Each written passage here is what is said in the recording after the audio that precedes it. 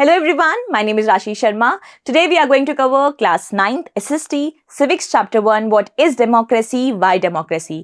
इस चैप्टर को पढ़ने बहुत ही इंपॉर्टेंट है. इस चैप्टर को पढ़ना क्यों इंपॉर्टेंट है बच्चा?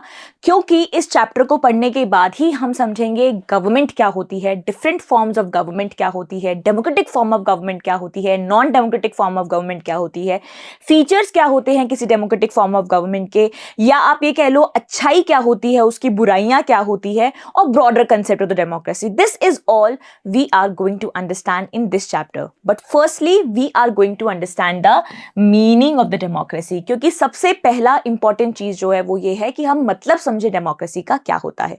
सो let's start without wasting the time. So democracy के मीनिंग को समझने के लिए हम बेसिक चीजों से जाएंगे. सबसे पहले हम समझेंगे गवर्नमेंट क्या होती है. गवर्नमेंट क्या है बेटा? गवर्नमेंट इज एन इंस्टीट्यूशन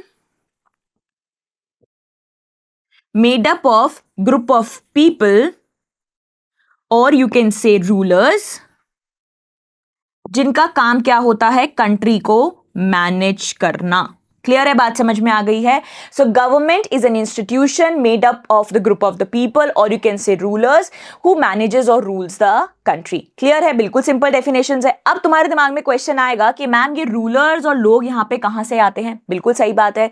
सो इसी से बनती है हमारी दूसरी डेफिनेशन, जो ये कहती है कि अगर बेटा इन रूलर्स को हम लोग खुद इलेक्ट करके यहाँ पे रखते हैं, हमारी चॉइस से हम लोग इनको चूज करके यहाँ पे बोल देते हैं कि आप हमारे लिए ये काम करो.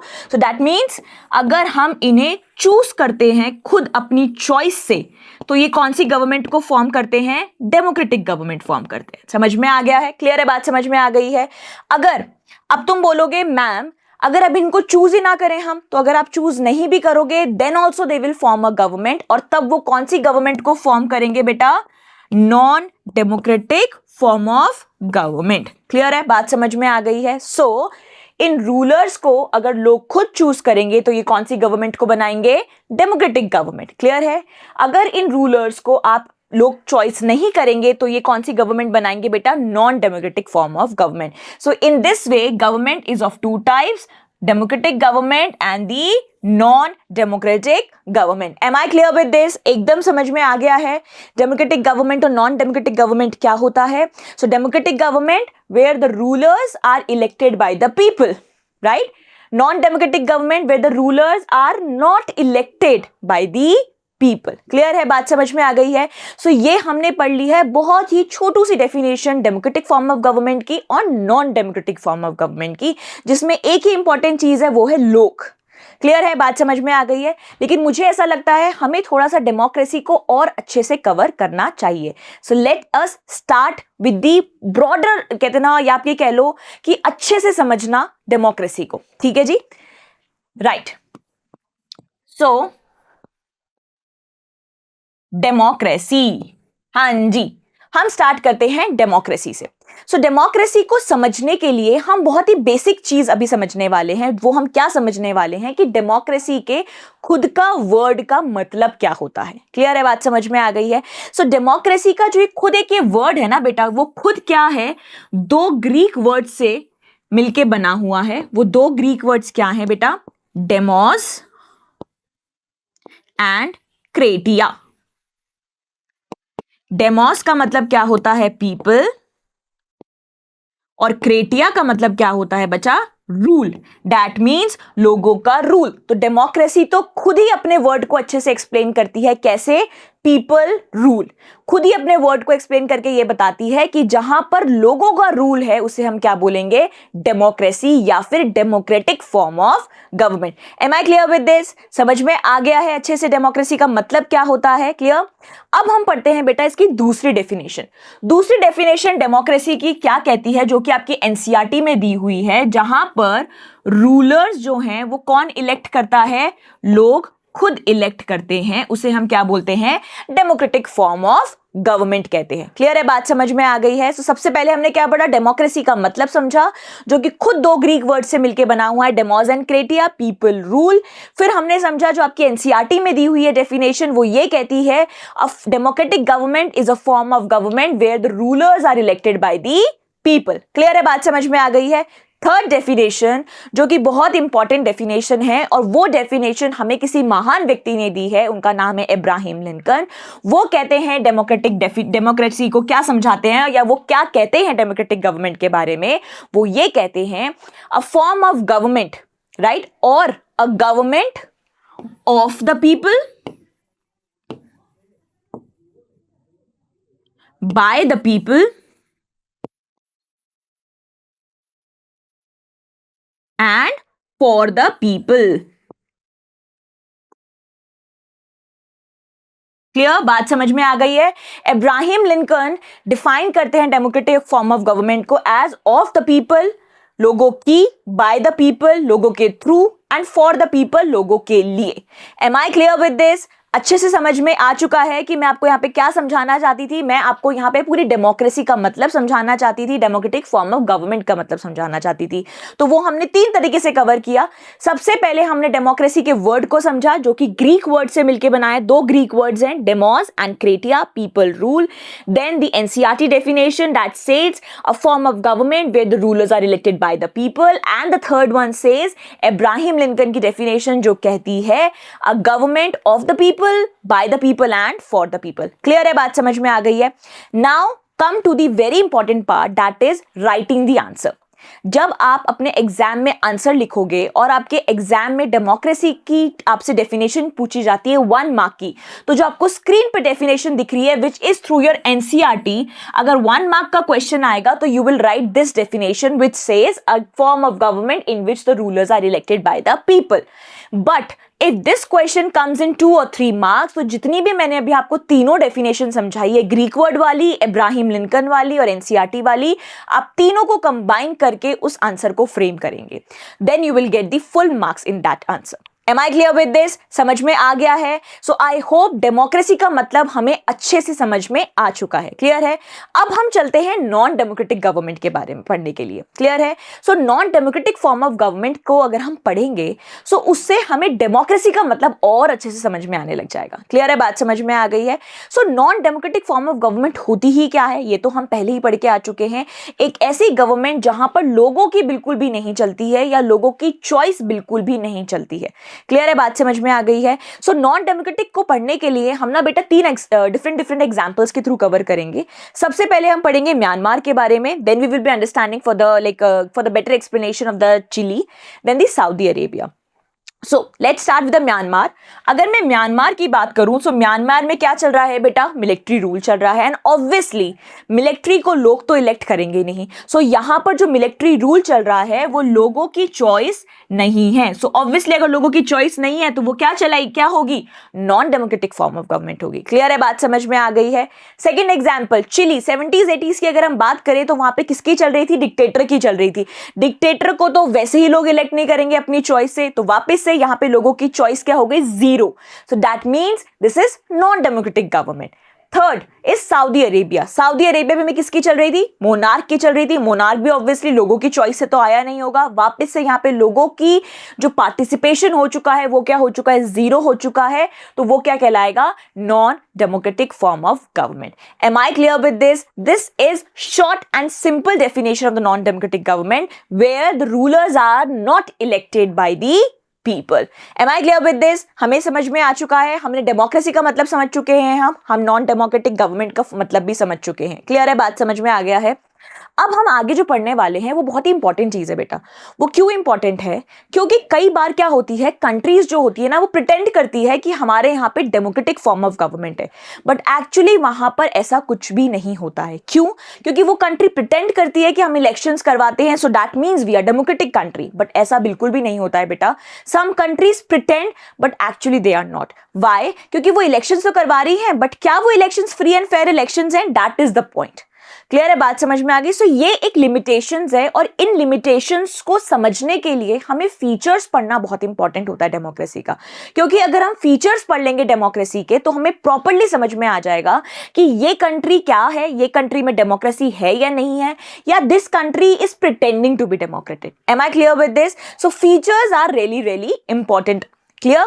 सो हम पढ़ने वाले हैं what are the features of the democracy, और you can say the features of the democratic government. Clear?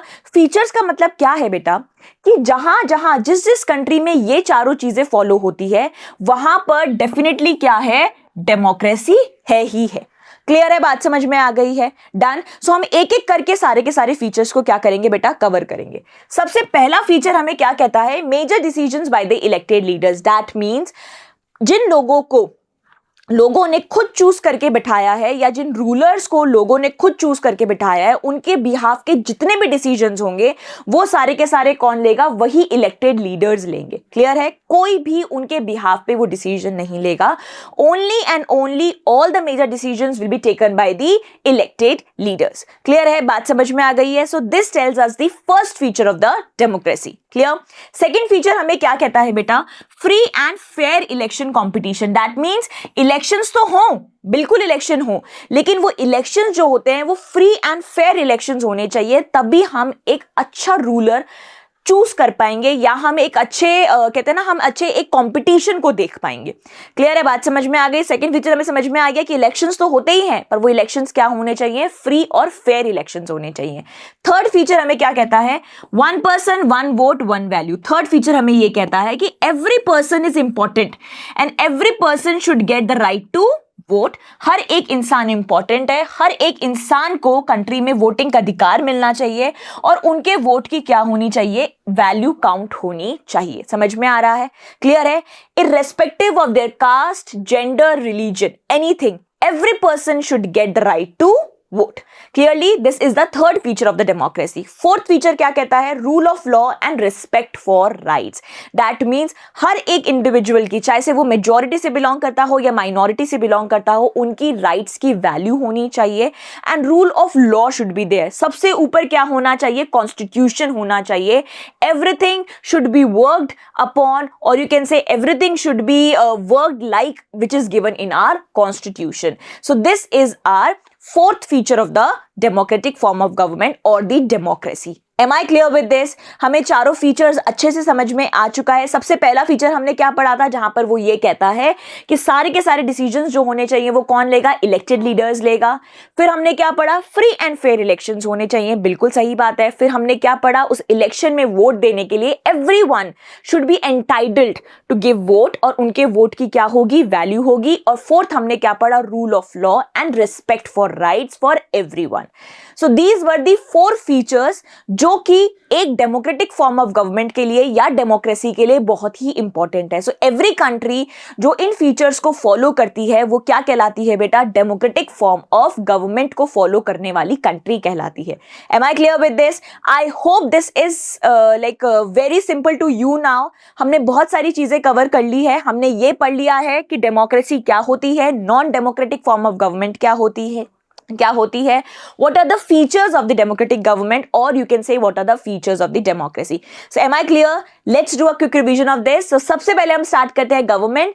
A government is an institution of people, or you can say rulers, who क्या करते हैं, वो लोग काम करते हैं, मैनेज करते हैं हमारी कंट्री को। वेरी गुड, समझ में आ गया है। सो गवर्नमेंट क्या होती है, गवर्नमेंट दो तरीके की होती है बेटा। कैसे सब पहचानेंगे हम वो कौन सी दो तरीके की गवर्नमेंट होती है, जब उन रूलर्स को पीपल इलेक्ट खुद अपनी चॉइस से करेंगे तो वो कौन सी गवर्नमेंट बनाएंगे, डेमोक्रेटिक फॉर्म ऑफ गवर्नमेंट। और जब इन लोगों को लोग खुद अपनी चॉइस से इलेक्ट नहीं करेंगे तो ये कौन सी गवर्नमेंट बनाएंगे, non democratic form of government. Clear है? बात समझ में आ गई है। उसके बाद में हमने डेमोक्रेसी की तीन डेफिनेशंस को कवर किया। सबसे पहले हमने डेमोक्रेसी को उसके वर्ड से समझा, that is the Greek words, two Greek words, demos and kratia, people rule. Then the NCERT definition, NCERT definition क्या कहती है, form of government where the rulers are elected by the people. Third definition Abraham Lincoln जो कहते हैं of the government, by the government and for the government. So these were the basic definitions of the democracy which you can write in your exams. Then we have covered the non-democratic form of government where the rulers are not elected by the people, just like in Myanmar, Chile and Saudi Arabia. Am I clear with this? Got it? फिर उसके बाद में हमने ये समझा कि features पढ़ना क्यों इंपॉर्टेंट है। क्योंकि फीचर्स पढ़ना इसलिए इंपॉर्टेंट है क्योंकि कई कंट्री प्रिटेंड करती है मैम डेमोक्रेटिक होने का, बट ऐसा नहीं होता है। तो अगर हम फीचर्स पढ़ लेंगे तो कोई भी हमें बेवकूफ नहीं बना सकता कि उस कंट्री में डेमोक्रेसी फॉलो होती है या नहीं होती है। So well done, we have covered the chapter, but for this we need a quick revision of what? of doing the question and answers. So let's get back. हम questions करते हैं 2, जिससे हमें proper understanding मिल जाएगी कि हमें chapter समझ में आ चुका है। What is the key characteristics of a democratic government? Key characteristics democratic government का इस question में हमसे पूछा है। That means democratic government की इन चारों में से कोई ना कोई एक definition होने वाली है, हमें वो बतानी है। सबसे पहले हम सारे points को पढ़ेंगे, उसके बाद में we will decide the answer. No hurry. Okay?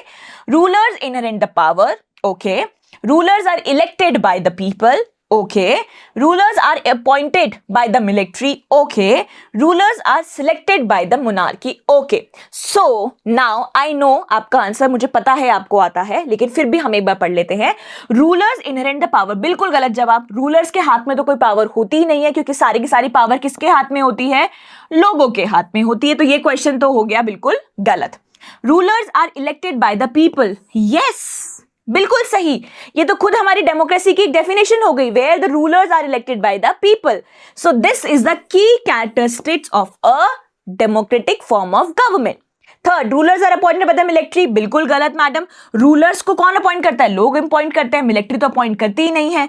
Rulers are selected by the monarchy, ये भी बिल्कुल गलत हो गया, ऐसा बिल्कुल भी नहीं होता है। सो हमारा आंसर क्या हो गया? बी।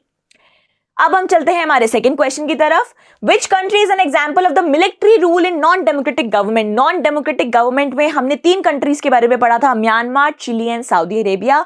अब मुझे पता चल जाएगा तुम्हें कितना आता है और कितना नहीं आता है। Chile, Myanmar, Saudi Arabia and North Korea. अब बताओ इसमें से मिलिट्री रूल कहां पर चल रहा था? फर्स्ट वाला था। फर्स्ट वाला क्या था? Very good, correct, that was the Myanmar. क्योंकि चिली में क्या चल रहा था? डिक्टेटर चल रहा था। सऊदी अरेबिया में क्या चल रहा था बेटा? मोनार्की चल रहा था। Am I clear with this? हमें अच्छे से समझ में आ चुका है, हमने पूरा चैप्टर ढंग से कवर कर लिया है। Thank you so much everyone.